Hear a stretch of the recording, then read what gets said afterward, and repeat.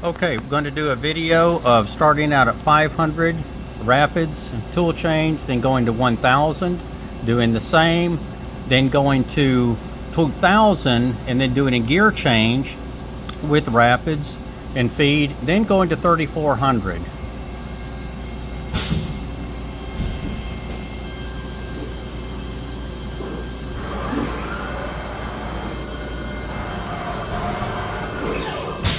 That was 500. This is 1000.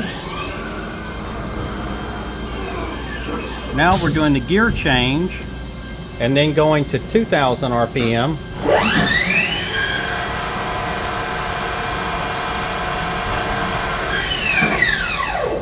Okay, now going to 3400.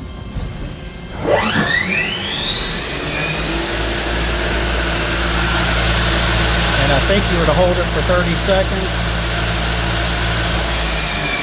or something like that.